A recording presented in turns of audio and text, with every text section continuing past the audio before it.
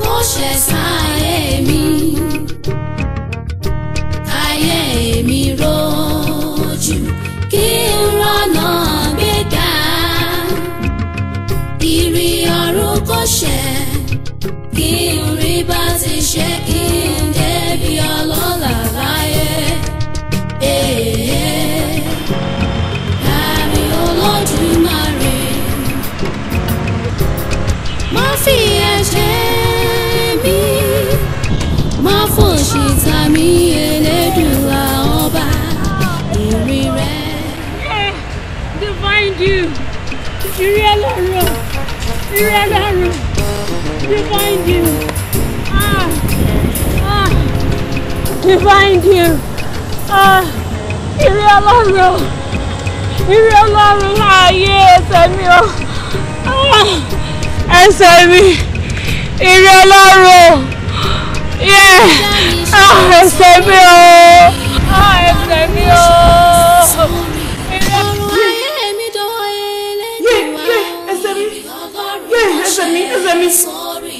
Kí má ṣerú ẹgbẹ́ ọ̀láyé ìrì Ọlọ́run kò ṣẹ sórí mi. Kiri bá ti ṣe kí rọ́nà gbégbá ìrì Ọlọ́run kò ṣẹ sórí mi. Ìrì Ọlọ́run kò ṣẹ sórí mi. Ìrì Ọlọ́run kò ṣẹ sórí mi. Kò ṣe rẹpẹtẹ ìrì Ọlọ́run kò ṣẹ sórí mi. Ẹlẹ́dàá mi ṣẹ̀rí sórí mi ìrì Ọlọ́run kò ṣẹ sórí mi. Ọ̀rọ̀ ayé mi dọ̀wọ́ Elédùà ìrì Ọlọ́run kò ṣẹ sórí mi.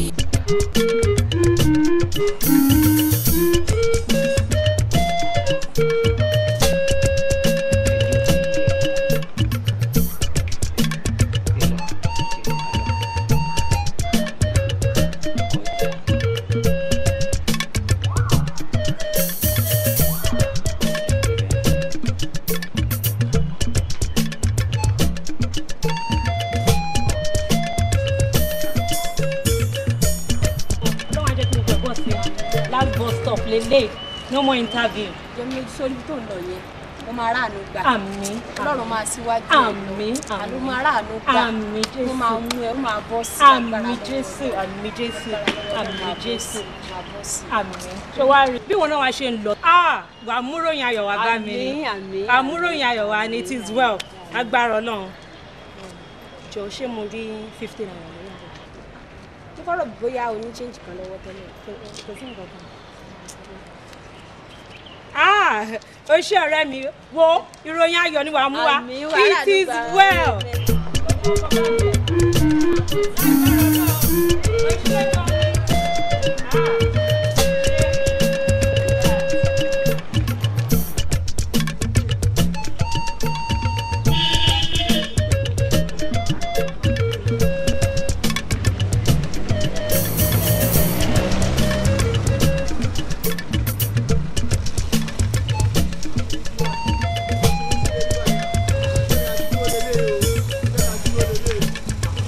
Ká sún yín síwájú ẹni ká tún dé bíbá ẹtún dá tún sún yín síwájú wàhálà yín pọ̀ o ẹ fún mi lówó mi kẹ́ jẹ́ kí n máa bá tèmi lọ kí ló dé. Ẹ wo ọ̀nkú ibi tí mò ń lọ náà nìyẹn lọ́ọ̀kan bí báyìí kò jìnnà mọ́ níbo lẹ ń lọ ibi tó yẹ ká gba 150 lọ́wọ́ yín ẹ bẹ̀bẹ̀ àgbà 15 naira lọ́wọ́ yín àtúntò sọ pé ká sún yín síwájú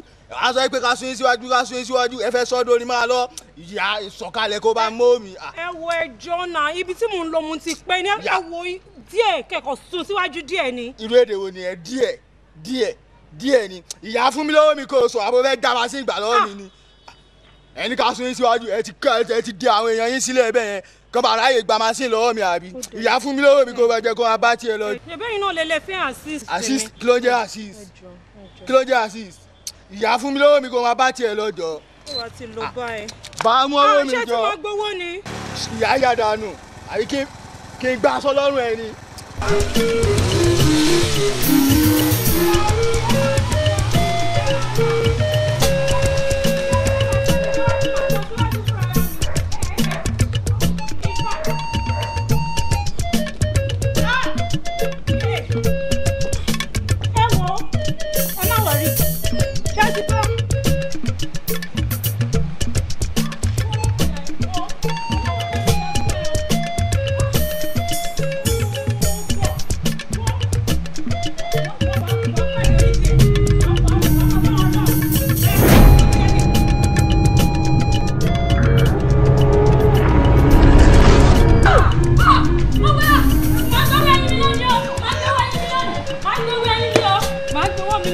máa gbowó ẹyin mi lónìí máa gbowó ẹyin mi. ní sùúrù arábìnrin mo tiẹ̀ kọ́kọ́ fi sórí ohun tó fìn aṣọ mi ṣé mi mo kọlù ẹni àbúrò ló kọlù mi. ẹ̀yin lẹ kọlù mi o ẹ̀yin lẹ kọlù mi máa gbowó ẹyin mi lónìí máa gbowó ẹyin mi. o mọ nǹkan tí wàá ṣe júwèé lẹ́yìn fún mi tí má ti ń bọ̀ rọ́lẹ̀. irú ọ̀rọ̀ wo nìyẹn kí júwèé lé mi fún mi máa gbowó ẹyin mi o máa gbowó ẹyin mi. wò ó nǹkan tó ṣẹlẹ̀ kò sí kọ́bọ̀ lọ́wọ́ mi wò ó bẹ̀. máa gbowó ẹyin mi máa fún ẹ lówó ẹyin. ìfẹjọ́ mi ìfẹjọ́ máa gbowó ẹyin mi.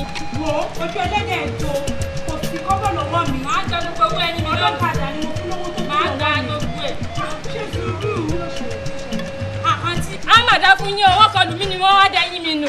àǹtí ẹgbọ́n kí ló dé tẹ kọ lọmọ ẹlẹ́yin. òun ló kọlù mí. kò pọ́síbù kò kọlù yín torí bóyá ilẹ̀ wo bí tẹ́ ń lọ.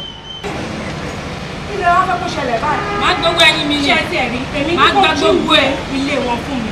tí bá ti ń bọ̀ rọ̀lẹ̀ máa mówó yẹn lọ fún. kò pọ́síbù kẹ lọ fún lówó lé èló lówó ẹyin ọmọ ẹlẹ́yin. 3,000 ni. lórí ẹyin ẹyọ mẹ́wàá àbí nǹkan tó fọ́ kalẹ̀. ní kíni ẹyin mẹ́wàá wò máa gbowó ẹyin mi kí n tó kúrò bíi lónìí bóyá àjọ máa dalẹ̀ síbí ni kúrò bíi ni. Fún ní 3,000 kó máa lọ. ṣẹ́ẹ̀rì mo fi Kristi àlàyé ṣẹlẹ̀ ìlú ní pọ́ọ̀sì rẹ̀ kò sówó kankan bẹ́ẹ̀ ọlọ́kadà tó gbé mi ó yẹ kó sún mi síwájú gan ni nítorí owó tí kò pé olóṣè já mi sẹ́yìn yẹn mo dẹ̀ ti ní tó bá ti dìrọ̀lẹ́ ọ màá kówó wọn wá. ṣé ẹ mọ ilé mi ni tẹ̀sílẹ̀ ẹ máa bá mi kó wá. ẹ lówó kankan lọ́wọ́ bẹ́ẹ̀ ṣe dúró anyway ẹ jẹ́ kí n wo iye tó wà lọ́wọ́ tèmi o. àti àwọn ẹṣẹ́ tí yóò dá àwọn ẹṣẹ́ kan ni mo dúpẹ́ o. ẹ̀rí sórí mi ìrìn ọlọ́run ló ṣe sórí ọ̀rọ̀ ayé mi dánwò Elédùà ìrìn ọlọ́run ló ṣe sórí kí n má ṣerú ẹgbẹ́ ọ̀láyé ìrìn ọlọ́run ló ṣe sórí. èmi àti mọ́mí là ń yẹn kó kọ̀ọ̀kan ní ṣètò ọ̀nà ládùúgbò. èmi náà wò pé kí lórí tí ò jẹ́ kó ti attend sí mi kò mí lé ní kó má attend sí mọ́mí. ọ̀rẹ́ good news ni mo mú wá.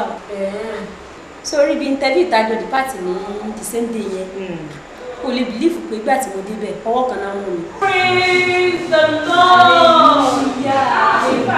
ṣé mo pín lójú yẹn lẹ́yìn tá a péyà yẹn mo sọ fún ẹ mo ní ìròyìn ayọ̀ ni wà á mú padà wá. wo àdúrà rẹ ó ṣe mọ́ mi lára gan ni o ó ṣe gidi ni. nínú àwa 53 èmi nìkan náà wọn náà ti ń dúró dè mí gan. wo inú mi dùn gan. báwo ni ọ̀dọ́ tiẹ̀ náà. ọ̀dọ́ mi mo lọ èmi náà lọ. kí wàá ló ṣẹlẹ̀. ṣé ẹni Miss Tẹ́milọ́rùn Adédoyin. bẹ́ẹ̀ni sir. You are welcome. Thank you, sir. You interview tí ẹ máa ṣe ẹ qualified. mo lè bá yọ̀ fún ẹ ṣùgbọ́n nǹkan kan tí ó dùn mí níbẹ̀ díẹ̀ òun ni wípé bá tètè wájú báyìí lọ kò bá dára jù ọ̀gá mi pátápátá láti òkè ó fún mi ní ọ̀dà yẹn dẹ̀ ní ó kọjá agbára mi. nǹkan tó ṣẹlẹ̀ sá ni wípé èmi náà ní àwọn challenges díẹ̀ kan nígbà tí mo ń bọ̀ ọ́n ló ṣe jẹ́ kí ó pẹ́ mi díẹ̀ mi mọ̀ bóyá ní assistant wà tẹ̀lé rẹ̀ dá even tó bá yẹ pé kí n take up a lower position I'm ready to do it sir. ìjẹ́ mi ọ̀kan tó máa ṣẹlẹ̀ mo láti ó kún ní fúlẹ̀ tó bá jẹ́ pé help kan wà tí mo lè render I could have done it ṣùgbọ́n ọmọ ọ̀gá mi òun náà fi sí slot yẹn kò dẹ̀ sí ohun tí mo lè ṣe sí the only thing I'm able to do ni wípé just continue keeping in touch kí ètí pé máa fi sọ́kàn any next slot tó bá wà I will try to render my best. ẹ ṣé gan-an sir very grateful thank you very much. Thank you, sir. Don't worry, it is well. Ọ̀rẹ́, èmi náà máa pray fún ẹ ṣùgbọ́n iṣẹ́ tó máa ṣe tó máa tẹ́ ẹ lọ́rùn lọ́lọ́run máa pèsè fún ẹ. èmi náà sì máa gbàdúrà fún ẹ ṣùgbọ́n. ẹlẹ́dàá mi ṣẹ̀rí sórí mi ìrì ọlọ́run ló ṣe sórí ọ̀run ayé mi dánwò ẹlẹ́dùnwá ìrì ọlọ́run ló ṣe sórí. Tẹ́mi lọ́rùn tẹ́mi lọ́rùn ìdí oorun lẹ tún wà ìdí oorun ló tún wà. mo ń ka báìbù mi ni mọ́mì. mo lérò pé o sọ pé o fẹ́ jáde kó o wáṣẹ́ lọ ni. mọ́mì mo lọ níjẹrin wọ́n ní wọ́n ti gbàyàn síbẹ̀ ló fà. n tó ní lẹ́nu láti sọ ni pé wọ́n ti gbàyàn síbẹ̀ gbogbo ibi tó bá dé wọ́n ti gbàyàn síbẹ̀ ó rú ọmọ wo nílé iná. ṣé o bá ìwà ọ̀lẹ lọ́wọ́ tèmi ni àbí lọ́wọ́ bàbá ẹ̀? èmi rè o ti ń lọ sí ìdí iṣẹ́ mi tí ẹni pé kó máa sùn tàbí kó máa ka bíbélì tó ń kà yìí ṣé ìwọ orí gbogbo àwọn òjíṣẹ́ Ọlọ́run gbogbo àwọn èèyàn gbogbo nǹkan ribiribi tí wọ́n ṣe nu bíbélì ni a jẹ́ pé wọ́n ń sùn kalẹ̀ ṣé bí wọ́n ṣe máa ṣe nìyẹn ni Jésù pàápàá ó ń káàkiri tó ń wàásù kiri iṣẹ́ ni wọ́n dẹ̀ sọ nínú bíbélì wípé nínú ogun àti wàhálà wa láti máa jẹun orí yẹn kà àfi kó jókòó kalẹ̀ kó máa sùn. mo ní mo gbìyànjú gan ni. orí gbìyànjú wo ni òun tiẹ̀ tí ì try rárá ojókòó síbi mo kàn ń bọ́ ẹ tẹ́mi ò bá ṣiṣẹ́ ṣé wàá lóúnjẹ jẹ owó lèmi àti bàbá ẹ̀ náà ká tó rẹ nílé ìwé náà bó tilẹ̀ jẹ́ pé sátífíkẹ̀tì ò tí ì di owó ńsìn ó sì máa dowó wá tiẹ̀ sì wá nǹkan ṣe náà kó máa jẹ́ kó rí wá wú kí ni wá dùn yìí pé ọmọ ta kọ́ nǹkan ń bẹ ní ọpọlọ ẹ̀. Mommy, it is well. It is well. It is well, madam, it is well. Má lọ wá nǹkan ṣe. Church woman. ẹlẹ́dàá mi ṣẹ̀rí sórí mi ìrì ọlọ́run kò ṣe sórí mi ọ̀run ayé mi dánwò ẹlẹ́dùnwá ìrì ọlọ́run kò ṣe sórí mi kí má ṣerú ẹgbẹ́ ọlọ́run kò ṣe sórí mi bí bá ti ṣe kí lọ́nà ọlọ́run kò ṣe sórí mi ìrì ọlọ́run kò ṣe sórí mi ìrì ọlọ́run kò ṣe sórí mi.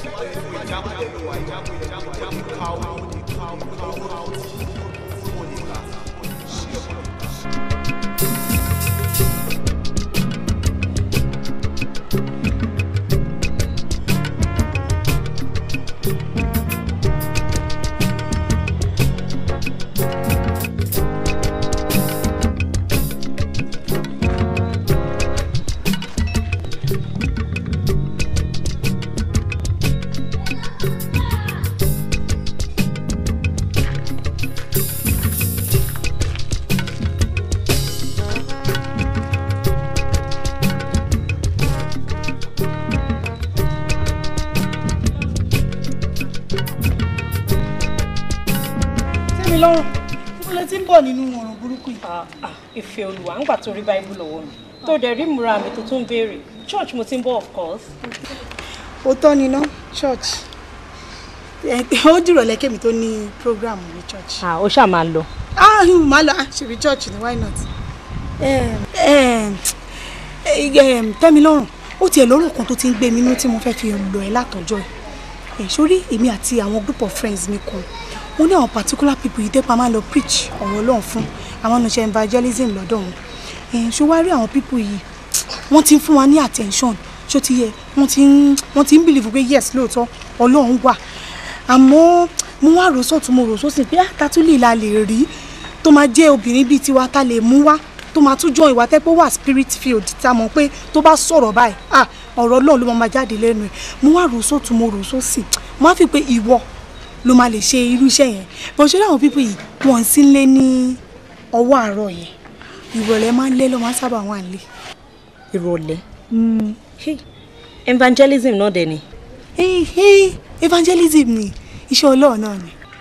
Èmi like evangelism gan mo like irú nǹkan bẹ́ẹ̀ yẹn no problem àjọ máa lọ. Kódà gan sórí ìwé mímọ́ ó ní verse kan tó fi sọ́n bẹ́ẹ̀ pé irú àwọn èèyàn báyẹn ká máa mọ́ mi. Ó ní irú ìyá ọ̀pọ̀ tí mo fẹ́ sọ fún mi. Ṣé mo níbi iṣẹ́ mi níbi 2 weeks ago ọ̀gá mi kàn pè mí wọ́n dẹ̀ sọ pé wọ́n ti fowó kún oṣù mi. Praise the Lord! Bàbá ó tiẹ̀ járe. Congratulations. Congratulations. Ó sì ní nǹkan ẹ̀kọ́ tí mo fẹ́ sọ fún yín o. Ṣé mọ̀ pé kò ń ṣe nǹkan tó dáa kí èèyàn kàn máa rìn lẹ́gbẹ̀ẹ́ títì pẹ̀lú just anybody. So ó ní ọ̀rẹ́ mi kan tí èmi àti ẹ̀ ti jọ jọ́rẹ̀ as in ọkùnrin láti school ṣá so n kò fẹ́ jẹ́ kó wá sílé so that ẹ máa ṣàmọ̀ pé ọ̀rẹ́ mi nìyẹn anytime tó bá dẹ̀ wá ẹ máa pé yes ọ̀rẹ́ mi. Wonderful! Mọ́mì nǹkan tó yẹ kó ṣe gan-an òun náà ló ti ṣe yẹn o. Thank you. Ó má dẹ́gbọ́n ẹ lóhùn. N tó fẹ́ ṣe ó dáa láti jẹ́ kí n mọ ẹni tí wàá tẹ̀jọ́ ń jáde ṣùgbọ́n kì í ṣe àsìkò yìí. Wo age difference tó wà láàrin wa tẹ̀gbọ́n ẹ̀ mọ̀ pé ọdún tó fi jọ ẹ lọ́pọ̀ gan. Kò bá ní dákú ṣáájú ẹ̀ mọ́kùnrin wa rè ṣùgbọ́n tásìkò bá tó fún ẹ láti mọ ẹni ẹ wálé màá sọ fún ẹ láàrin màtí ẹ màá sọjọ́ yẹn fún ẹ ṣùgbọ́n Tẹ́milọ́rùn kí ló ṣe ṣé nǹkan tí mò ń sọ bá ẹ lára mu. It is well ma. It is well. Mo mọ̀ pé o ní nǹkan míì sọ ju it is well lọ mo tì í sí ẹni mo mọ̀ tì í sí ẹni nígbà tó pé ìwọ́gun ò lórí tó ń rò o ní kó máa múyàn wálé ṣé ìwọ kọ́ ló yẹ kó kọ́kọ́ ṣe bẹ́ẹ̀. ọ̀rẹ́ ò jọ mí lójú.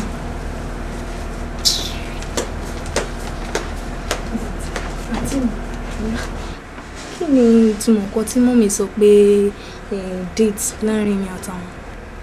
Ṣé mi lóore? It is well. Ìfẹ́lúwa. Láti ọjọ́ tá a ti pàdé tó ti sọ̀rọ̀ evangelism fún mi, ó tiẹ̀ pè mí. nígbà tí mo wá retí tí mi rí ẹ mo ní kí n wá ẹ wá sílé bóyá kí n wá béèrè pé ọjọ́ wo gan ló fẹ́ ká lọ. ó lè máa wò ó kúkú wà lọ́kàn èmi náà àmọ́ mo fẹ́ travel ni ṣòro rẹ̀ mi tó jókòó yìí nù àjọ ń travel láàárọ̀ là ìdúró ẹ̀gbọ́n lòun náà ṣe wọ́n bíbá so mi ti rò tẹ́lẹ̀ pé bí ata bá lọ tá a bá dé má kàn pè é ọ̀kìn wẹ́ wá kàdéjọ agree kàdọ fix date tá a tún máa lọ síbẹ̀. ọ̀rẹ́ mi má yẹ ká ṣe bẹ́ẹ̀ ọmọ pé kan ibi táwọn lò wà very important. Yes now tí evangelism yẹn ló wà very important so at least àwọn náà lè kẹ́ ẹ̀ níbẹ̀. òótọ́ dẹ̀ tún ni because winning of the soul náà ló yẹ kó jẹ́ priority wa iṣẹ́ olúwa ni ok bóyá ká ṣe báyìí káwa fi travelling wá sílẹ̀ ń gbà yà lọ later ok tẹ́mi náà báwo lọ́la ẹ ṣe rí ṣòfin bóyá ká lọ lọ́la bí nǹkan. ọlá is okay a lè lọ lọ́la. ok but the time wo la fẹ́ lọ. bí 7 o'clock downward 7 p.m. cha. ṣé òfin òpin yẹn ti late jù ṣá. but mo explain fún ẹ tẹ́lẹ̀ pé people yìí wọn kì í sí ilé lójúmọ́ mọ́ ọwọ́ 7 8 sí 9 yẹn ló máa ń sábà ń wà around time ta lè bá wọn nìyẹn o. nǹkan tó máa ṣẹlẹ̀ ní pé ṣé à ní pẹ́ lọ. a lè pẹ́ though a spirit late ni bí spirit yẹn bá ṣe lead wa ni mo kí n gbà mí téèyàn bá ń preach ọ̀rọ̀ Ọlọ́run ó máa ti wọ̀nyàn lára èèyàn á kàn máa sọ̀rọ̀ lọ téèyàn ní mọ̀ pọ́jọ́ ti lọ so jẹ́ ká fìyẹn sílẹ̀ fún Ọlọ́run k'Ọlọ́run take control ó yẹ. ó dáa tó bá máa fi tó bóyá bíi 6:30 7:15 èmi á dé bíbáyìí so àmẹ́tẹ̀ẹ̀ta ọ̀gbọ̀gbọ̀ àwọn tá a bá ń lọ a lè pray kó tó dé pa máa lọ. ó bẹ́tà báyìí ó jẹ́ kí n padà sí nǹkan tí mo ṣe ní kitchen mo ń bọ̀ ṣe pé máa ń gbé ìṣàdẹ̀ lè má ṣe ní lálẹ́. ẹgún yàn o. Sister ẹ túraká náà. ẹ ṣe gan ni.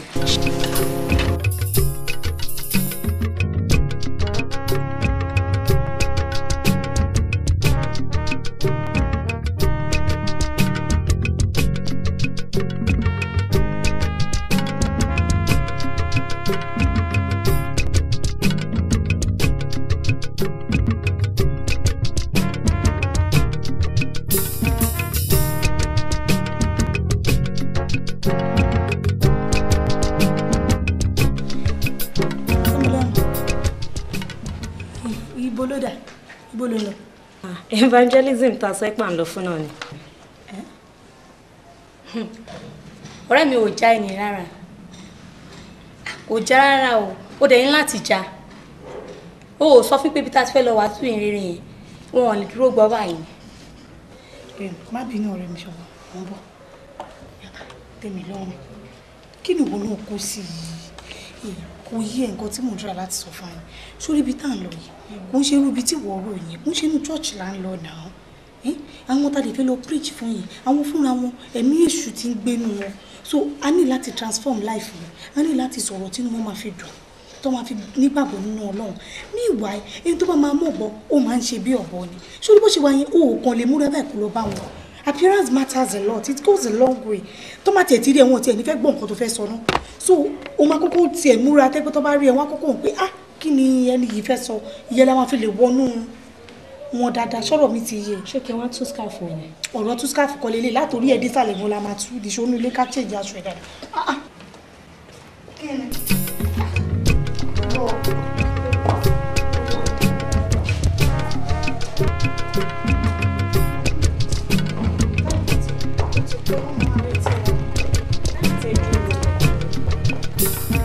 kò yẹ kí onígbàgbọ́ múra bí mo ṣe múra ẹ̀ ṣé bí mo ṣe máa múra jáde nìyẹn. nǹkan tó máa ń sún mi lọ́rọ̀ ẹ̀ lélẹ̀ àtẹnumọ́ mo ti ṣàlàyé fún ẹ látẹ̀ǹkan bó ṣe lè múra tó máa lísìn sí wa lélẹ̀ iṣẹ́ Ọlọ́run kúkú ni gbogbo wa ń ṣe àbí iṣẹ́ Ọlọ́run náà là ń ṣe kò ń ṣe pé òun èmi náà kémi náà rí báyìí àmọ́ tábà rí bá ṣe rí ìwọ̀n ní lísìn sí nǹkan tá a fẹ́ sọ mo ti sọ fún ẹ ní ìṣókò já máa lọ jàre gbogbo nǹkan ẹ náà ló máa ń ya tó ti wà ókè ó yá nìṣó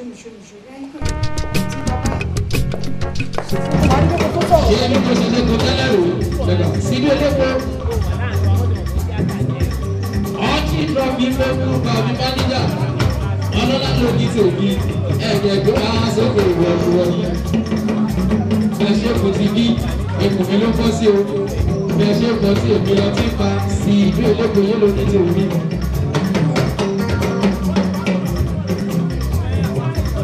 Èkúrò tí mo bá lòdò fẹ́ ṣí wá sílẹ̀ ká máa kọ́ lọ.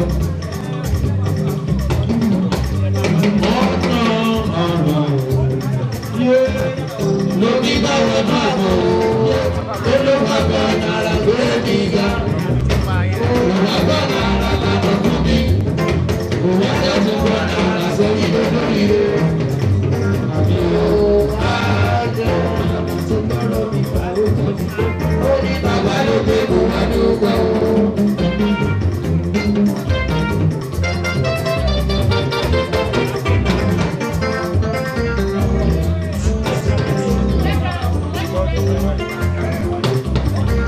Ìdókòtòwò àwọn dókítà èmi ló bí ẹkẹ o.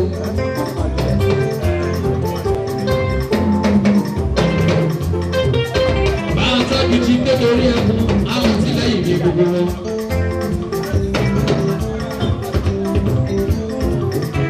Ìdókòtòwò tí mo rí ní sábàjá gbọdọgbọdọ tí ó wọlé ní ọ̀rọ̀ látọwọ́ ẹ̀rọ lẹ́bí gbogbo ló tún gbogbo sí.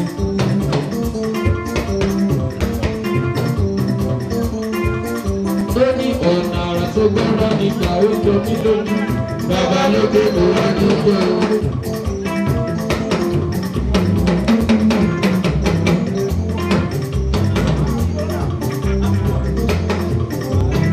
Kékeré ẹ̀kún.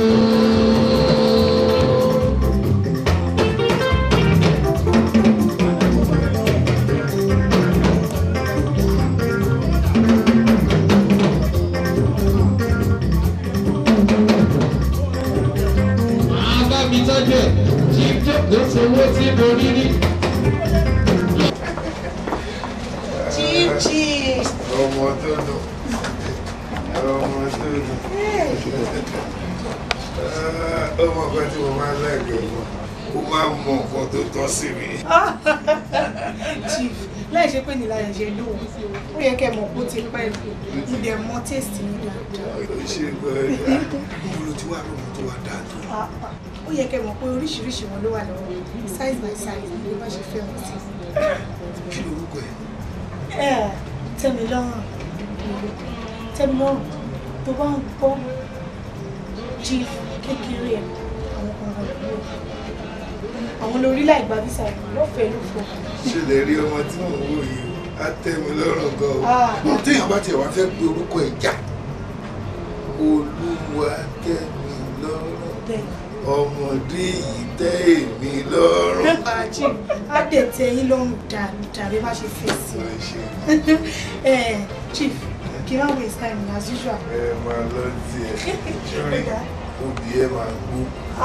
Chichi, máa jọlá yín pẹ́pẹ́pẹ́.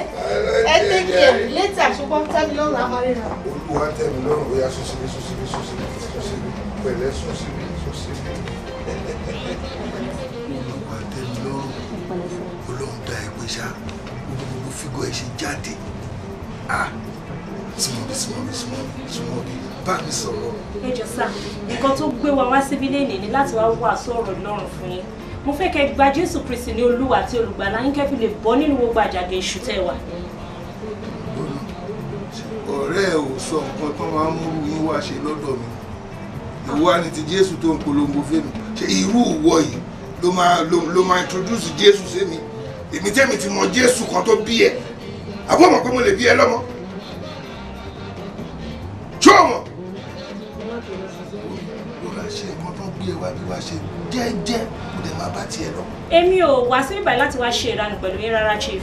Èmi ò kí ń ṣe ìranù èèyàn. Ìwọ ọmọjọ́ tí mi àti Jésù ti ń dòwò pọ̀ tó wá wá bí tó wọnú kíní tán ó wá sọ pé o fẹ́ introduce Jésù sẹ́mi o torí Ọlọ́run wá ń bí kọ́kọ́ mú bíbélì ọwọ́ ẹ̀wọ̀n yẹn wá ná kódà ogun máa gba Jésù yẹn mú bíbélì wá. Ẹ kò sáà èmi ò kí ń ṣe ìranù mi sì bí ìbàyí láti wá ṣe ìranù. Ìwọ kọ èmi ò fi mí láti ṣe náà. Mi ò fi mí láti ṣe náà. Ṣé wọ́n mú ọ̀sán kan tó fẹ́ wá ṣe mí lọ́rẹ̀? Mo ti gbọ́ ẹni sùn nǹkan tẹ́ bá ti fẹ́ máa ṣe.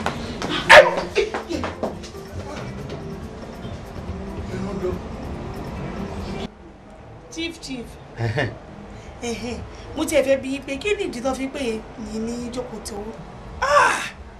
Ìbéèrè ńlá ló béèrè yìí.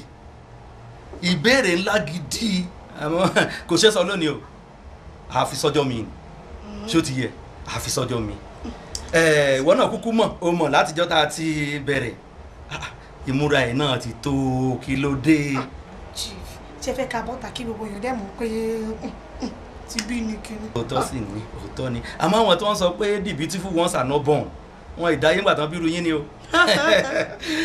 ọmọ mi ó ti dáa jù àmọ́ mo fẹ́ bi ẹlẹ́rìí ìbéèrè kan bí ṣódà kí èèyàn máa jàmàlà láàárọ̀ jàmàlà lọ́sàn-án àti jàmàlà lálẹ́. irú oúnjẹ wò ni ó máa súnyàn. a súnyàn burúkú ọmọ dáadáa ọmọ tó jọ dádì èmi náà wá mo fẹ́ yí padà àmàlà láàárọ̀ àmàlà lọ́sàn-án àmàlà lálẹ́ ó ti sú mi bàbá mi wá ọmọ kan bíi tiẹ̀ báyìí ó bá mi gbé wá lọ́la kí n fi sára rí dín. gbogbo lecture tẹ́ ń give látàárọ̀ sí kí ló kọ́ wa because kò yé mi. owó ṣó wàá jọmọdé ni ìwọ gan ló sọ̀rọ̀ pé kò dáa ká jàmàlà láàárọ̀ jàmàlà lọ́sàn jàmàlà lálẹ́ ṣé tí n bá wá nílùú ẹ̀ báyìí ó ṣàmọ̀jọ́ ta ti ń bá bọ̀ ìwọ náà kó ra ní kó sinmi díẹ̀ kí n kàn fọmọ yẹn kí n fi replace ẹ̀ fúngbà díẹ̀ náà. Chief ẹjọ ẹ fún mi lówó mi kí n máa lọ. wọ́n ń bínú sí mi ni. mi ìbínú àní ẹ fún mi lówó mi. ọ̀rọ̀ tí mo sọ yẹn ti pọ̀ jù. mo ti dá ẹni lóhùn mo ti ní mi ìbínú ẹ fún mi lówó mi kí n máa lọ. kódà fara òkú mọ̀ pé mo wà ní lọ́jọ́kọ́jọ́. bàbá ṣe fún ọ ní mélòó ni wo ìdónú mo fẹ́ ní ìjẹta tó fẹ́ gbà tó ní báyìí. ṣé ìjà ti parí àmọ́ eré mò ń bẹ́ẹ̀ ṣe. àbí òun máa jowú kò yẹ kó jowú mọ́. irú àwàdà wo wá nìyẹn. mọ̀ pé mi ò tiẹ̀ lè rí rẹ́ lómi lẹ́yìn ẹ̀ you are the only one. títí tí dẹ̀ fi máa kú wọn nìkan ni kò sẹ́lómi mọ́. This is how we do Engonga. How we do Engonga. From Lagos to Calabar, Engonga. Port Harcourt to Abuja, Engonga. So bend your hand, go low. Engonga. Go your waist down below. Engonga. So bend your hand, go low. Engonga. Go your waist down below. Engonga. This is a way of taking her, and a way of sorrow.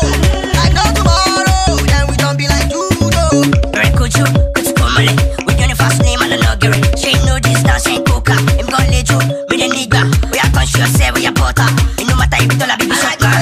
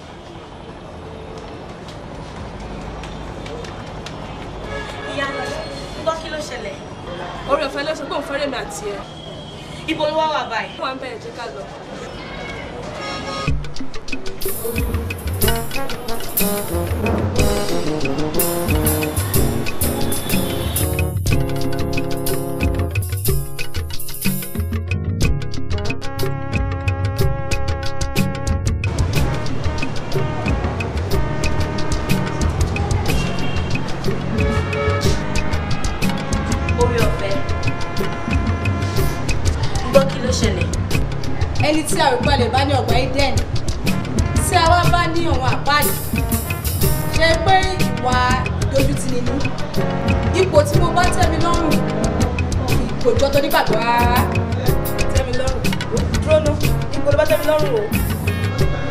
Mo bá tẹ́ mi lọ́rùn níwájú hòtẹ́ẹ̀lì níbi tó ti wọ aṣọ tí ò bá tó nígbàgbọ́ mu rárá. Ẹni tó dúró síwájú hòtẹ́ẹ̀lì tó wọṣọ tí ò jọ tó nígbàgbọ́ rárá. Dání ò ṣàìmọ̀ rí pé èṣù ló bẹni náà lọ́wọ́ ẹ̀. Dájúdájú àgọ́ ara tẹ́mi lọ́rùn ló fi ṣọ̀rọ̀ ajé. Tẹ́mi lọ́rùn. Tẹ́mi lọ́rùn. Ó jọ mí lójú o. Imú ìmáàdìká o. Kò jẹ́ ká gbóòrò ẹni ibi rárá rárá. Kò jọ mí lójú náà. Torí Jésù ti sọ wípé nínú ọ̀rọ̀ rẹ̀, ibi iṣẹ́ tó ń bá padà wá sí ilé ayé, ìjẹ́ òun lè bá ìgbàgbọ́ nílé ayé bí. Ó jọ mí lójú o. Ṣínú Ayọ̀, mo fẹ́ béèrè ìbéèrè kan lọ́wọ́ ẹ̀. Ẹ̀yà béèrè. Mo lè fẹ́ kó ṣòótọ́ pẹ̀lú mi. Okay. Do you really love me? Ṣé o nífẹ̀ẹ́ mi tòótọ́ àbí ìfẹ́ ìtàn lásán ló ní sí mi? Maybe. Ó mọ̀ pé mo really love her and I can never deny that. Are you sure? Ọ̀dà. Ṣé o lè sọ nǹkan mẹ́ta tí ọkùnrin máa ń rí lè fi ṣó pé yes, òun nífẹ̀ẹ́ ni tóun fẹ́? At least just 3 things. Tọkùnrin fẹ́ múnú obìnrin dùn. Ṣé o lè sọ fún mi? Tí ọkùnrin bá jáde síta, tó bá rí nǹkan tí ó mọ̀ pé tó ń bá mú wálé fún ìyàwó ẹ̀yà appreciate, ó yẹ kọkùnrin yẹn wà kó ra wálé fún ìyàwó. Ọkùnrin gidi tó wà reasonable tó dẹ̀ fẹ́ràn ìyàwó ẹ̀ dẹ̀nudẹ̀nu, ó yẹ kó mú oúnjẹ tí olólùfẹ́ máa ń jẹ. Ẹlẹ́kẹta, ọkùnrin tí ó bá ṣolótọ́ pẹ̀lú ìyàwó ẹ̀, ó yẹ kó mọ ọ̀rọ̀ ìtùnú àti ọ̀rọ̀ ayọ̀ tá a máa fi bá ìyàwó ẹ̀ sọ̀rọ̀, tá a lè máa fi múnú ìyàwó ẹ̀ dùn. Okay, but ó sì ní nǹkan kan tó wà important tó ì tí make mention of. Òun dẹ̀ gangan ní kókó. Ṣínú Ayọ̀, ó dẹ̀ jẹ́ kí èmi àti ẹ̀ka tiẹ̀ try nǹkan tí ọkọ àtìyàwó máa ń ṣe nínú ilé lórí bed, kàkàn tiẹ̀ try for the first time. Stop that. Jesus Christ. Ṣé ipò tí ń allow Satan nínú ayé ẹ̀? Àbí ò gbọ́ ní tí wọ́n kọ wípé Sátánì kò sí mi, ó ní gbàgbọ́ ń sí mi. Ó ní gbàgbọ́ ò lọ di àmùrè. Ọ̀tá wa kò tí ì sinmi. So ìwọ ti ń sinmi, ó ti wá fún Sátánì láyé láti wọnú ayé ẹ̀. Mo ti notice náà tó ti wá South Fellowship mọ́, tó ti wá sí church dédé. So ó ti wá ní ìrìnkúrìn kiri. So wá fẹ́ jẹ́ kí èmi náà máa bẹ̀rẹ̀ rìn. Christian tó tọ́ lèmi tí mo dẹ̀ jí òpó Jésù Kristi mu. Mi ò lè bẹ́ẹ̀ ṣe irú ẹ̀. Àánú ojú mi dáadáa. Èmi máa jẹ́ first and the last tí mo máa wọnú ilé ẹ̀. Ó dẹ̀ rí mi bíbá ẹ̀ mọ́. Good day. Kí ló lè tó? Oh, serious.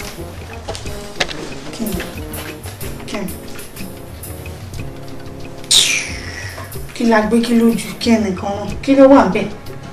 Tí wọ́n gbé Jésù sáyà, Jésù kí ló dé? Jésù kan kò ní kẹ́ gbóhùn sáyà tó tó yìí. Bí òun nìran. Kí là ń bá ka tí ẹ máa lọ? O kò wúlò. Èyí tó jẹ́ kókó gan-an o ṣe. Kí ló ara ń bá ká? Pásítọ̀, mo ní kí wá pè sí àkíyèsí nǹkan ni o. Ipò tí mo bá sista Tẹ́mi lọ́rùn kò bójúmu rárá. Ìyẹn sista Tẹ́mi lọ́rùn kan ni. Bẹ́ẹ̀ ni sà. Irú ipò wo lẹ bá wọn? Ẹ ṣé sà. Ní alẹ́ pátápátá ni mo bá sista Tẹ́mi lọ́rùn níwájú hòtẹ́ẹ̀lì.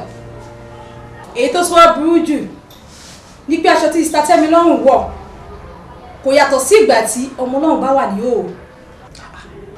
Mo wá wò wípé kí wọ́n fẹ̀rẹ̀ kí wọ́n fi tó ilé ti sá. Ìyẹn sista Tẹ́mi lọ́rùn kan náà. Bẹ́ẹ̀ ni sà.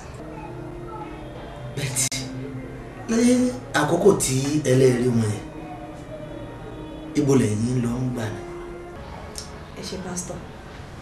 Nígbà tí à ń lọlé ni mọ́tò wa break down. Nígbà tá a máa dictate, a wá rí i pé omi ti gbẹnu radiator. Lèmi bá gbé keg pé kémi lọ wá omi tá a máa dà sínú radiator. Bí mo ṣe ń lọ ni mo rí sista Tẹ́mi lọ́rùn níwájú hòtẹ́ẹ̀lì. Wá? Ó lágbára. It's wonderful. Sister Temilorun níwájú ìtẹ́. Pẹ̀lú aṣọ tí ò bá àtọ̀kọ́ lọ́rùn. Thanks. Ó jẹ́ ìyàlẹ́nu fún mi o.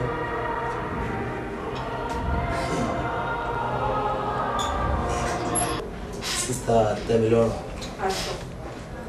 Mo fẹ́ bi yín láwọn ìbéèrè kan mo dẹ̀ fẹ́ kẹ́ dá mi lóhùn. Ṣé òótọ́ ni pé wọ́n ní wọ́n rí yín níwájú ìtẹ́ pẹ̀lú aṣọ tí ò bá tọmọ Ọlọ́run sóòótọ́?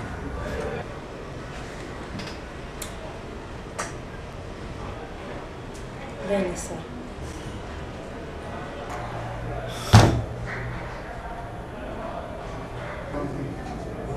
God. But how will make it fún mi ní orí ọ̀fẹ́ láti explain sir? Kí lẹ fẹ́ sọ? Kó tó ṣẹlẹ̀ ní wípé ọ̀rẹ́ mi kan ló invite me fún evangelism.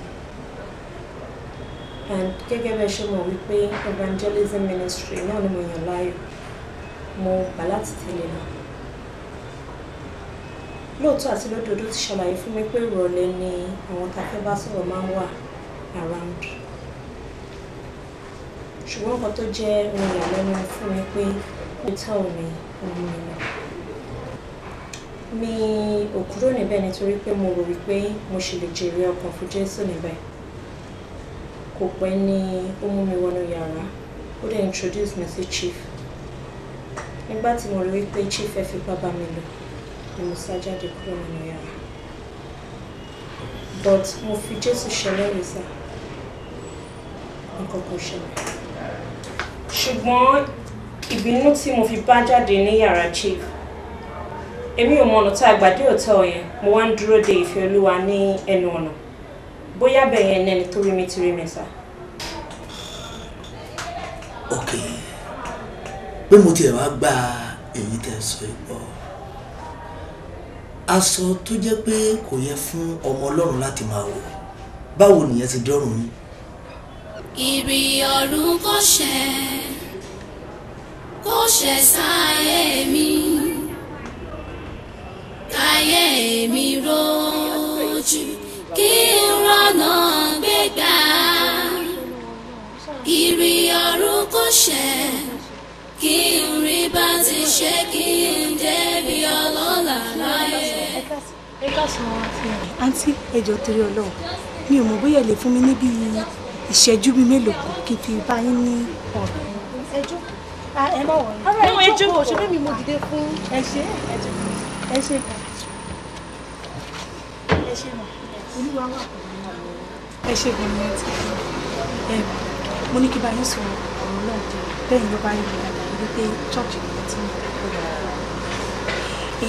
Àǹtí ṣe tí ẹ bá ṣe àkíyèsí ẹ rí pé ayé ń yí nǹkan oríṣiríṣi àjálù tó ń kọlu àjálù gbogbo nǹkan ṣàdàpọ̀ mọ́ra wọn gbogbo iṣẹ́ báyìí kí Ọlọ́run ṣàlùkò àmọ́ ṣé wá ní kò sí bí nǹkan ṣe fẹ́ ṣe jábàjàbá tó ẹ̀ṣẹ̀ ń pọ̀ sínú ẹ̀ṣẹ̀ àwọn èèyàn bẹ́ẹ̀ làwọn èèyàn tún dá ẹ̀ṣẹ̀ sí bẹ́ẹ̀ sì rèé nínú oyún báyìí inú ẹ̀ṣẹ̀ ni ìyá wa ti ní oyún inú ẹ̀ṣẹ̀ gan náà ni wọ́n tún bí wa sí ṣùgbọ́n bíbélì tí mo dì mú yìí ó fi yé wa wípé kò wá sí ẹnikẹ́ni tó lè rí bàbá bí kì bá ń ṣe nípasẹ̀ títí ọmọ tí a wá ń sọ̀rọ̀ pa ìyẹn mo mú wá fún ìyẹn Jésù Kristi ó máa wọ̀ tí ẹ bá lè gba Jésù Kristi sínú ayé yín gẹ́gẹ́ bí Ọlọ́run àti olùgbàlà yín ní ìṣẹ̀ṣẹ̀kẹsẹ̀ tí ẹ bá ti gbàrà ẹ̀yin ó máa rí àyípadà rere nínú ayé yín gbogbo nǹkan tí ẹ bá ti dáwọ́lé ẹ̀rí kó ń yọrí sí rere gbogbo ibikíbi tí ẹ bá rìn sí wọ́n máa rí àmì àti sára Ọlọ́run ní ara yín ẹ̀yin náà rí pé gbogbo nǹkan ó ń lọ fún yín ní ètò ìlétò ìyẹn gan ni mo ṣe ti torí ẹ̀ fún mi mo ṣe wá bá yín báyìí ẹ má bínú ṣé mi ò tí ì waste time yín torí mo fẹ́ béèrè. My life done better, see the shame don waka. Hello. Mò ń gbọ́ ẹ. Kí ni? Ṣáyé ń ṣe ìwọ bọ̀bọ̀ yìí. Nílùú ṣé o ti ń ya wèrè ni àbò tí ń sinwin? Ṣé òun crazy ni? Ṣé mo kí sẹ́ǹtì tó ṣe láàárọ̀ lélẹ̀? Ọ̀rọ̀ òṣì tó ń bá mi sọ láàárọ̀ náà lélẹ̀ tí mo dẹ̀ wọ́n ní pé kó má bá mi sọ mọ́. ayé òde ní dàbò tí ṣe ń repeat ọ̀rọ̀ yẹn wo kò ní da fún ọ ó máa bàjẹ́ fún ẹni ó ń ṣí eré ni mo ní kó má pè mí mọ́ wọ́n ṣépè fún ẹni ṣé mo wà láwọn ẹgbẹ́ ṣàwáwù ẹni láyé ẹni mo sọ fẹ́ tó tó bá tún pè mí wo ipò apá ẹni idiot gẹ́rà tó jábọ́ lórí fóònù mi jọ ọ̀dẹ̀ burúkú gbogbo ṣe rí olúwa wà pẹ̀lú náà wá sí ẹjọ́ ṣé rí bí mo ṣe wà mí ní much time láti waste so mo fẹ́ máa lọ sìn mi rò bóyá máa ní interest nínú ìwàásù yín mọ́ ṣe ti gbọ́ ẹ ṣé gan ni. bóyá kí n máa bẹ́ẹ̀ yìí sọ̀rọ̀ lọ́ngbà. ẹ jọ ṣé mo pé ṣọ́ọ̀bù ni mo wà so I have a lot of things to do bóyá kẹ́ kiri lọ́nà tẹ́ bá ń kiri padà bọ̀ bóyá mo lè ráyè ṣẹ́ gbọ́. olúwa máa wà á ní ìwọ máa lọ àtìlẹ́yìn náà ẹ wá máa lọ tí bá ń bọ̀. tẹ́ bá ń kiri padà bọ̀ bóyá Ọlọ́run lè ní kí n ráyè ẹ wá máa lọ báyìí náà. ẹ ṣé o. ẹ ṣé gan ni mà. ẹ̀yin bọ́ ẹ ṣáwọn ará àjọ yín o. olúwa wà pẹ̀lú yín. ó rà ju elépo. mi máa ríro ilé rí kẹ wọ́n dàṣà never end. abúlé orí nǹkan ni èèyàn tó wá preach èèyàn ọ̀rọ̀ Ọlọ́run fún wa tó tún bẹ̀rẹ̀ sí ní ṣépè àwọn ṣọ́rọ̀ àwọn ilé nǹkan náà máa ń ba àwọn Ọlọ́run gidi lórúkọ jẹ́. ṣé o tẹ̀ mọ́ ọkọ tèmi tẹ̀ notice lára ṣé orí mo ṣe wò látòkè délẹ̀ báyìí wàá ti mọ̀ yìí pé kò sẹ́mi mímọ́ Ọlọ́run ọba lára.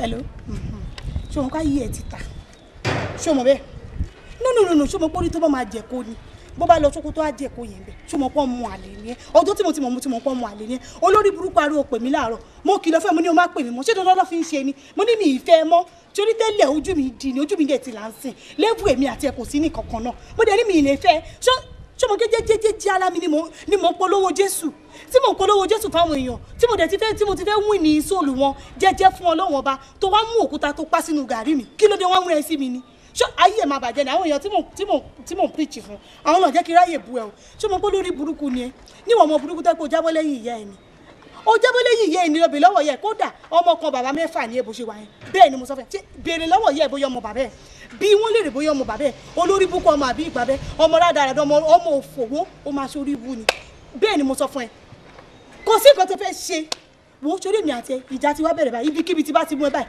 èpè ni máa máa wọ̀n ẹ́ lépè ní bí ìbá tiẹ̀ lè dé ẹ mú eyín àti nǹkan náà máa fi ba ayé ẹ jẹ́ ìwọ lórí burúkú olòṣì yìí kò ní dá fún ẹ kò ní dá fún ẹ mi mo sọ bẹ́ẹ̀ fún ẹ kò ní dá fún ẹ sórí èbúté mi ìfẹ́ bú ẹ tẹ́lẹ̀ yẹn ìwọ gan fún ẹ wo sórí tí mo ti ẹ̀ ń bọ̀ nílé yín bí mo ṣe ń bọ̀ yìí bẹ́ẹ̀ ni ọ̀dọ̀ yín gan mo bọ̀ ayé ẹ̀ ti bàjẹ́ ó ti ẹ̀ ti bàjẹ́ náà má jẹ́ mẹ́lẹ́ o ti bá bẹ́ẹ̀lẹ́ ìrì ọdún kò ṣe ìwọ idiot burúkú olùkọ́ kò ṣe sáyé mi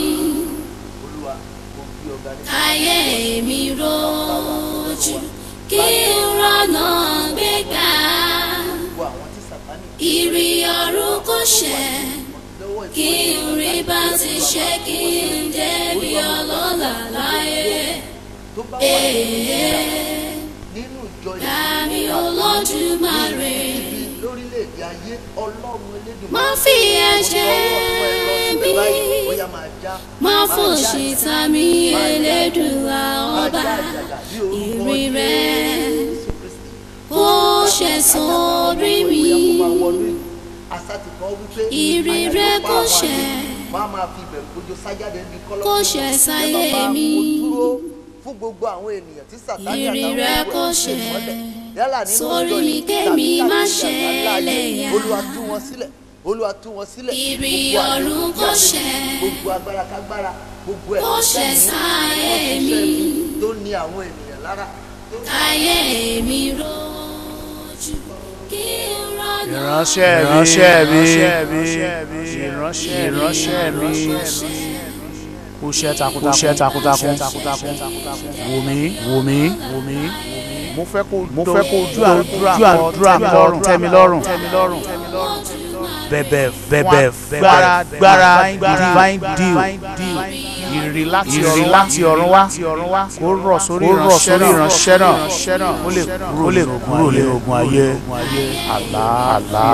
Olúwa mo gbé ọ̀gá nítorí kò gbọ́ àdúrà mo yìn ọ́ lógo lọ́pọ̀lọpọ̀ ǹjẹ́ lọ́wọ́lọ́wọ́ báyìí Olúwa ibikíbi tí sista Tẹ́mi lọ́rùn bá wà Olúwa mo gbàdúrà fún ó yá Olúwa ìrì látòdì ọ̀run wá ó yá kó máa rọ̀ lé lórí nítorí àtìkọ́ wípé Olúwa yóò rọ̀ ìrì rẹ̀ láti òdì ọ̀run wá sínú ayé wa ǹjẹ́ mo pa á láṣẹ báyìí ìrì ọlọ́run bọ́rọ̀ sínú ayé sísá Tẹ́milọ́rùn níbikíbi tó bá wà lọ́wọ́ tí mo ṣe ń gbàdúrà yìí ó sùn ní ó rìn ní ibikíbi tó bá wà Olúwa rọ̀jò ìrì rẹ gbogbo ọwọ́ gbogbo agbára èyí tó ti dá ilé ayé ẹ̀ dúró látọjọ́ yìí bàbá ó yá rọ̀jò ìrì rẹ lọ́wọ́lọ́wọ́ báyìí kó rọ̀ lé lórí kó tú sílẹ̀ kó gbé dìde lọ́wọ́ àjàgà Sàtánì ògo ní forúkọ Olúwa. Olúwa orúkọ Jésù Ọlọ́run tí a ti máa yẹ mú ọba tó pọ̀ nípa àti agbára ìjìnlẹ̀ ìfẹ́ àtòfara ti lókè ọba tó ní ayé àti ti ọ̀run Ọlọ́run yẹ ìdìde ìrànlọ́wọ́ ọba tó yàn fún ènìyàn Ọlọ́run yẹ wá yàn fún mi egungun ìhà mi ó yẹ bẹ̀rẹ̀ sí ní yàn fún mi Ọlọ́run má jẹ̀mú ó yẹ bẹ̀rẹ̀ sí ní yàn fún mi ọba àwọn ọba mo ṣe tá àti ní ìyàwó àti àti kọ́ wípé ẹni tí ó wà nínú Kristi ó ti di ẹ̀dá tuntun nítorí náà ẹni tí ó ṣe gbogbo ìhà mi èyí tí ó jẹ́ gbogbo ìhà mi Ọlọ́run ó yẹ wá pèsè Ọlọ́run ó yẹ wá yàn fún mi ọ̀run ó yẹ yàn fún mi Ọlọ́run yàn fún mi nítorí náà mo dúró lórí Kristi ní àpáta ayérayé ilẹ̀ mìíràn yanrìn ní ó yá ẹnikẹ́ni èèyàn kẹ́nìyàn tí a yàn gẹ́gẹ́ bí gbogbo ìhà mi Ọlọ́run yẹ máa darí rẹ̀ wá. ìránṣẹ́ mo ń gbóhùn rẹ̀ èmi Ọlọ́run sì yan ọmọ ṣùgbọ́n mo fẹ́ fún àdúrà rẹ pé ìránṣẹ́ tẹ̀lé kankan kí ìrì ọ̀run ṣẹlẹ̀ ìrì ọ̀run tó sọ lọ́jọ́ tó pẹ́ kí ẹ̀mí ọmọ dáadáa mo fẹ́ kó tẹ̀síwájú àdúrà dáadáa lórí ìrì ọ̀run láti ṣẹlẹ̀ ìránṣẹ́ lórí àlàáfíà. Olúwa o Ọlọ́run má jẹ̀mú máa ṣe ẹ̀mí mímọ́ ẹ ṣe ó yá gbogbo ẹnikẹ́ni tí ẹ̀mí mímọ́ tọ́ka sí gẹ́gẹ́ bí obìnrin tí ó jẹ́ ìhà mi lórúkọ Jésù ó yá ìrì ọ̀run ẹ máa sọ̀kalẹ̀ sórí rẹ̀ gbogbo ibi tí ó bá wà ìrì ọ̀run kó máa sọ̀kalẹ̀ sórí rẹ̀ kó mọ̀ wípé ẹ̀yin ni Ọlọ́run tó dá ayé àti ọ̀run ìrì ọ̀run ó yẹ máa sọ̀kalẹ̀ sórí ìránṣẹ́ náà.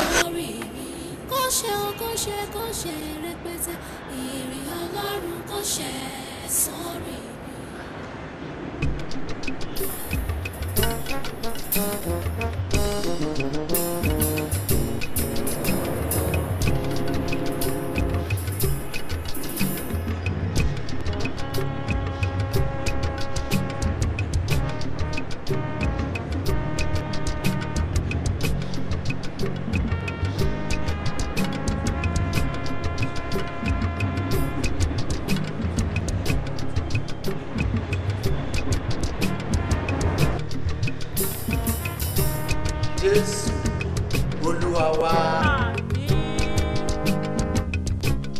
Ẹ pẹ̀lẹ́ ẹ kú àdúrà ẹ ló gbà. Sísá Tẹ́milọ́rùn díẹ̀ tí ẹ lè rántí àwọn ọ̀rọ̀ tẹ́tí sọ síra yín.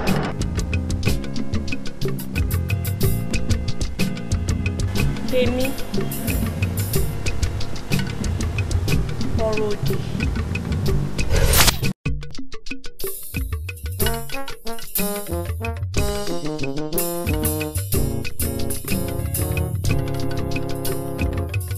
Ìrì ọ̀run kò ṣẹ sáyé mi, ayé mi rojú kí n rọ́nà gbégbá. Ìrì ọ̀run kò ṣẹ kí n rí bá ti ṣe kí n débi ọlọ́lá láyé. Àmì Olódùmarè.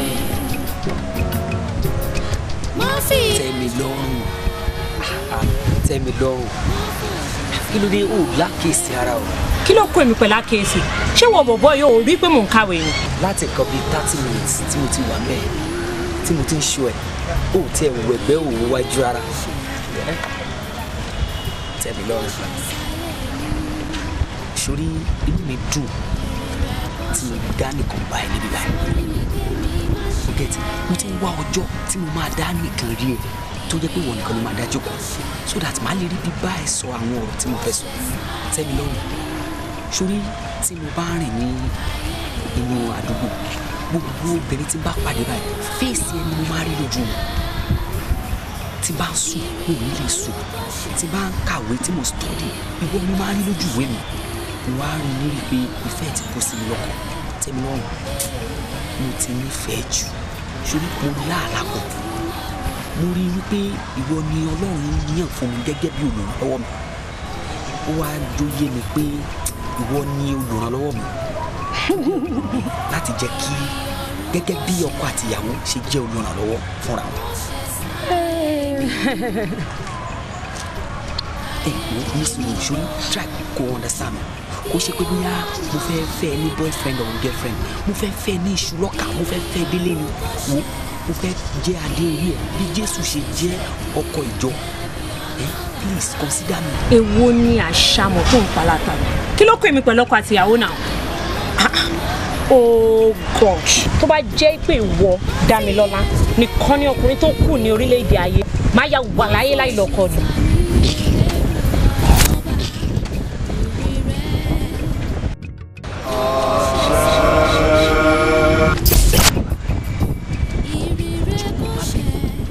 mo fẹ́ kó o sọ àléébù tó wà lára mi gan-an tó fi sọ pé ò lè fẹ́ mi. ìwọ ó rí bó ṣe rí látòkè délẹ̀ ó wá ń bi mí pé kí ni àléébù ẹ̀ tó bá fẹ́ mọ àléébù ẹ̀ mú lè refer ẹ̀ sáwọn tó máa sọ àléébù ẹ̀ fún ẹ ó ní standing mirror lé ni go and look at the standing mirror my friend ẹ wo bó ṣe rí idiot. tẹ́mi lọ́rùn tẹ́mi lọ́rùn.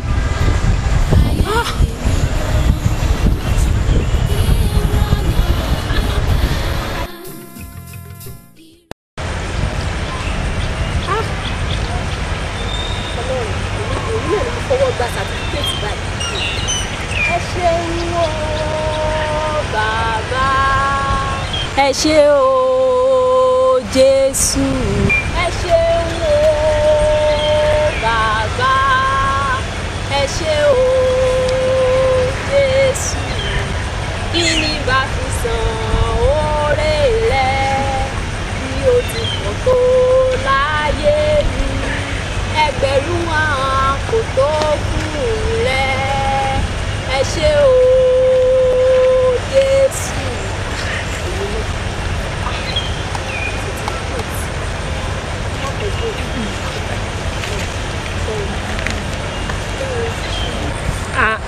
Jọ mi lójú. Pẹ̀lú mi wo inú mi dùn ni wọn náà wo inú mi dùn gan-an orin tí mò ń kọrin ni. ó mọ̀ pé oríire ńlá ni kọ́mọ ṣe kékeré kó lọ primary school kó lọ secondary kó wá lọ poly àbí uni kó wá gba irú certificate táwa gbà ẹ̀ lẹ́yìn tó ti serve tán kó wá gbà sọ́wọ́ bínú mi ṣe dùn tó jọ mí lójú tí mi bá fi certificate yìí ṣiṣẹ́ lábẹ́ ọ̀run ó pè mí kí n ra fi nǹkan mi sábẹ́ bẹ́ẹ̀. mo rí dúpẹ́ certificate mo máa fi ṣiṣẹ́ rere iṣẹ́ ńlá iṣẹ́ alálùbáríkà lórúkọ Jésù èmi máa fi léyìn ṣiṣẹ́ o. èmi náà kàn ń sọ bẹ́ẹ̀ kò yẹ kó máa sọ báyẹn lẹ́nu náà. èmi náà kàn ń sọ ni kò ní mí ní àṣà àti gbà náà àti mẹ́pà àti gbà kó tó bá dẹ̀ wù wá àbá fi ta gúgúrú àtẹ̀pà kò ní mí ní mọ́ náà. jẹ́ kó ní mí ní ìsì ẹ̀ náà. pásítọ̀ èmi kò sọ̀rọ̀ ni mi ò mọ ẹgbẹ́ ọ̀rọ̀ yẹn ipò tí ẹ̀ lè affect ìgbésí ayé mi rárá. àwa wá gbàdúrà báyìí a sọ fún Ọlọ́run Olúwa tú mi sílẹ̀ nínú gbogbo ọ̀rọ̀ òdì tí mo ti sọ sínú ayé ara mi jẹ́ kí ìrì ọ̀run kó ṣẹlẹ̀ mi lórí ẹja sọ́dà. orúkọ Jésù ní orúkọ Jésù ní agbára Jésù. orúkọ Jésù Ọlọ́run ayérayé gbogbo òdì ọ̀rọ̀ tí ìṣẹ̀dá yìí ti sọ sínú ayé rẹ̀ orúkọ Jésù Olúwa tú sílẹ̀ lónìí. ó yẹ Olúwa gbogbo ọ̀rọ̀ òdì tí mo ti sọ sínú ayé mi mo ní bàbá ó yẹ wá tú mi sílẹ̀. Ọlọ́run alágbára láò ó yá ìrì ọ̀run ẹ̀sẹ̀ lẹ lórí bí orúkọ Jésù ìrì Ọlọ́run ó yẹ máa ṣẹlẹ̀ lórí Jésù Olúwa wa. Àmín. Mr. Tẹ́milọ́rùn wọ́n fẹ́ kẹ́ gbàdúrà yẹn gan ẹ gbà ẹ jára ẹ karamọ́ ẹ gbà bí ìgbẹ́ ní gbà mí mọ́ ẹ sọ fún Ọlọ́run Olúwa o ẹ pariwo ìrì ọwọ́ ó yá ṣẹlẹ̀ mi lórí tú mi sílẹ̀ lọ́lẹ́ gbogbo ọ̀rọ̀ òdì tí mo ti sọ sí sínú ayé ara mi ẹ pariwo ìrì ọ̀run yẹn dáadáa ó yẹ sọ́dàdúrà. ní orúkọ Jésù ní agbára ẹ̀jẹ̀ Jésù ìrì ọ̀run ó yá tú mi sílẹ̀ kúrò nínú gbogbo. orúkọ Jésù ìrì ọ̀run tí ìṣẹ̀lá yìí sọ sí orí ara rẹ̀ ọlọ́run ẹ̀mí mímọ́ yá tó sílẹ̀ ìrì ọ̀run ó yá máa rọ̀ báyìí lórí ìṣẹ̀dá yìí ìrì ọ̀run látòdì ọ̀run wá ó yá máa rọ̀ Jésù Olúwa wa. orin fún ọlọ́run ní òkè ọ̀run. pásítọ̀ ìran kan ni mo rí wọn ni kí wọ́n ṣàlàyé ẹ̀ fún mi. ní inú ìran yẹn mo rí wípé mo wà nínú aṣọ funfun mo wà ní ìsàlẹ̀ níbì kan ṣàdédé ni mo rí ọwọ́ náà tó fà mí sókè nígbà tí màá wojú ẹni tó fà mí sókè ni mo rí pẹ́yìn ní sà ẹ wá fà mí lọ sí orí òkè kan níbi tó ga mo wá jókòó bí mo ṣe jókòó tán ni mo rí tí ìrì ọ̀run bẹ̀rẹ̀ sí sẹ̀ lé mi lórí.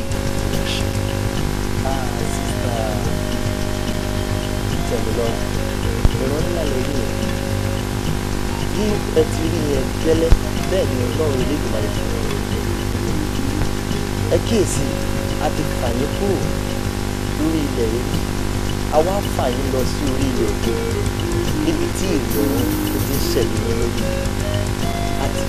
àti mú yín kúrò nínú gbogbo àjàgà èyí tẹ̀ ń bá tó ń dà láàmú lákòókò ìwà kíyèsí àti tòun sílẹ̀ nínú.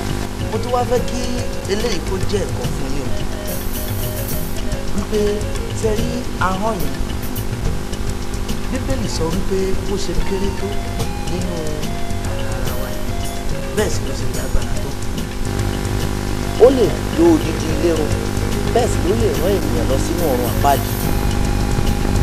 agbára ènìyàn kò tó láti fi darí ahọ́n bí kì í ṣe agbára ẹ̀mí mímọ́. òun nìkan ló lè máa ràn yín lọ́wọ́ láti darí agbára àti owó tó ń bẹ ní inú ahọ́n.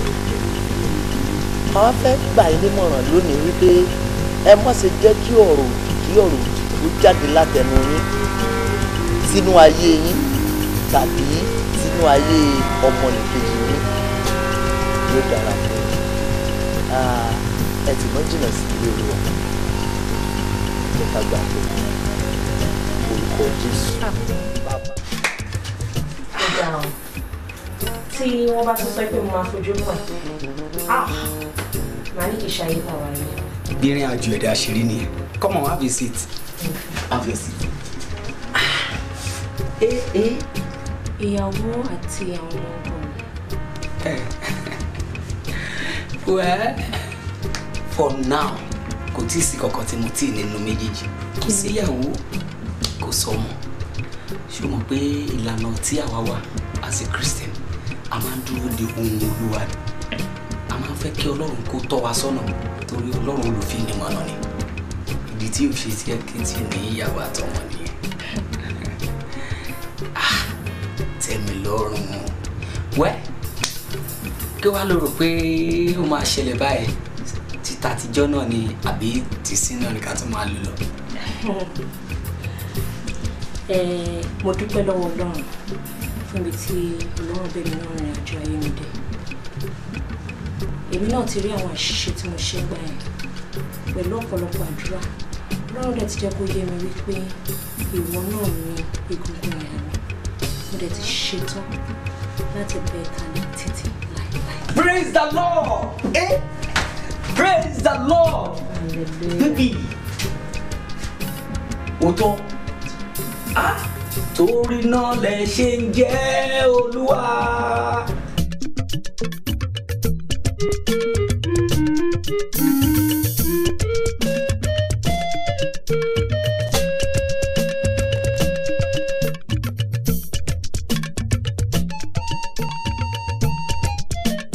Ẹlẹ́dàá mi ṣẹ̀rì sórí mi, ìrì Ọlọ́run kò ṣẹ̀ sórí mi. Ọ̀run ayé mi dọ̀wọ́ Elédùà, ìrì Ọlọ́run kò ṣẹ̀. sórí mo fẹ́ kó já ní ìgbàgbọ́ nínú Jésù torí kò sí tí Ọlọ́run mi ò lè ṣe gbogbo pé wọ́n ṣe gbogbo àwọn làkọjá yẹn wò ìtọ́jẹ Sátánì gbogbo wọn ó fẹ́ kí kò ní ìgbéyàwó láàrin wa àti Ọlọ́run tí a bá ní ìgbàgbọ́ àwọn kojú ogun náà ó dẹ̀ ṣẹ́gun. But my dear, ó sọ̀rọ̀ àwẹ̀ àtàdúrà ní so how many days ni a fẹ́ fi gba àwẹ̀ yẹn? Sórí nǹkan tẹ́mi ń rò ní pé ọ̀sibítù ìdílé wa pé tí kò bá sí nípa àwẹ̀ àti àdúrà sí ojú iṣẹ́ well kì í ṣe pé mi ní ìgbàgbọ́ gbogbo nǹkan tí yàn rí at least ìrírí ayé ó jẹ́ ká mọ̀ wípé Jésù Kristi ọmọ Ọlọ́run alààyè ni for my dear ìrètí pípẹ́ máa ń ṣọkàn láàárẹ̀ ni. my dear ìrètí pípẹ́ kẹ̀ níwájú Ọlọ́run fọkànbalẹ̀ Ọlọ́run máa ṣe ìrètí pípẹ́ yín ò kàn sáyẹn Ọlọ́run láàrin ìṣẹ́jú kan Ọlọ́run máa dìde ìrànlọ́wọ́.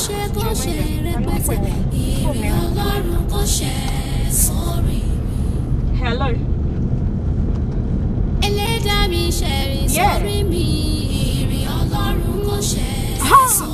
Of course. Yes, I'm still interested in the job. Wow. When do you want me to start? Right away? Oh, praise the Lord. Thank you very, very much. Thank you. Yes. Thank you. God bless you. Thank you. My dear, Ọlọ́run tá ń sìn Ọlọ́run alààyè ni o. Ọlọ́run ìyanu, Ọlọ́run májẹ̀mú, Ọlọ́run àwa wòlíì. Ṣùgbọ́n ti ṣe tí mo sọ fún ìgbà yẹn tí mo ní wọ́n ní credentials mi wà okay gan-an.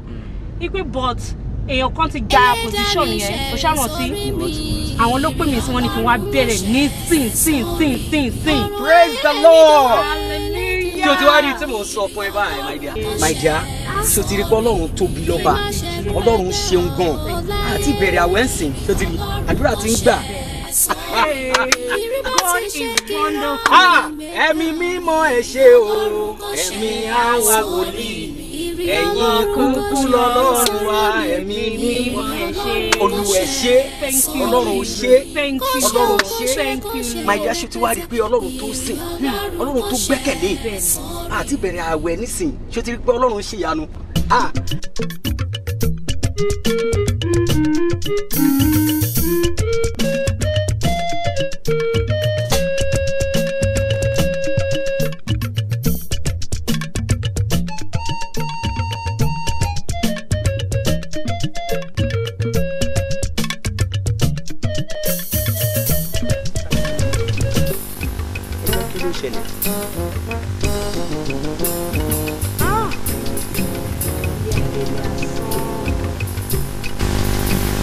Lẹ́yìn incident tó ṣẹlẹ̀ láàrin ìlú àti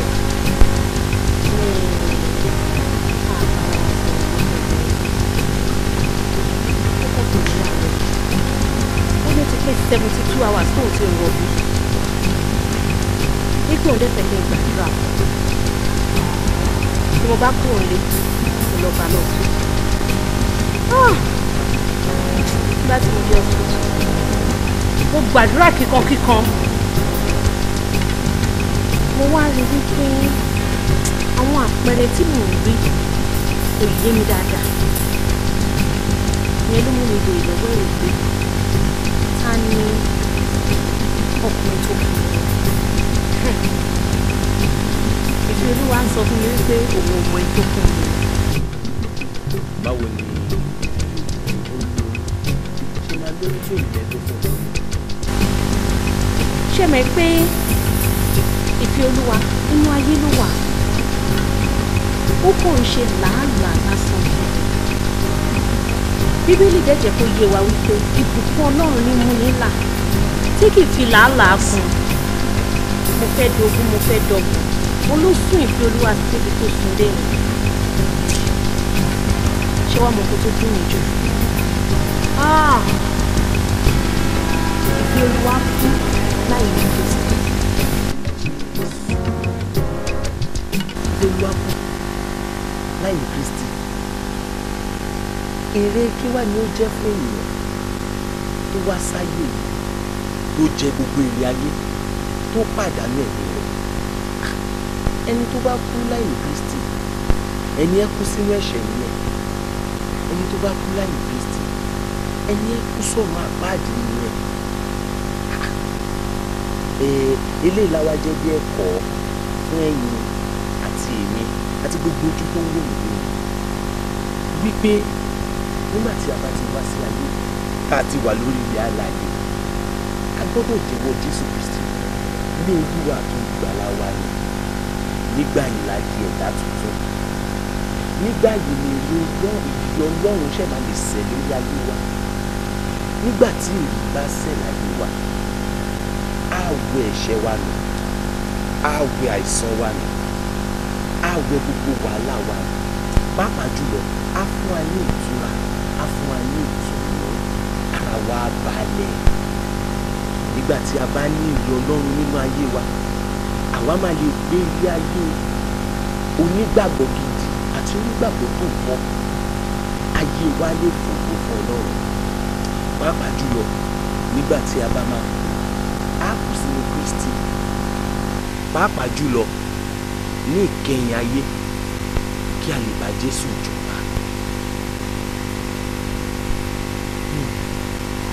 Àṣé ó dáa kí ìrẹ̀ Ọlọ́run ṣẹ ilé ẹ̀dá yìí.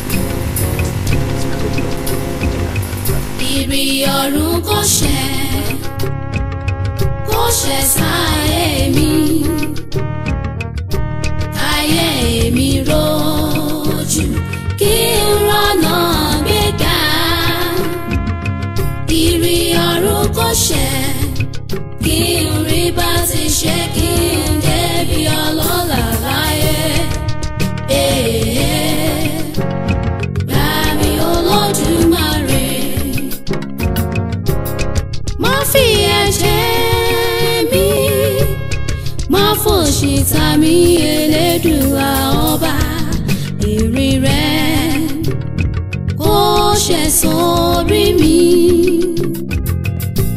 ìrì rẹ kò ṣẹ sáyé mi, ìrì rẹ kò ṣẹ sórí mi kémi má ṣẹlẹ̀ yá.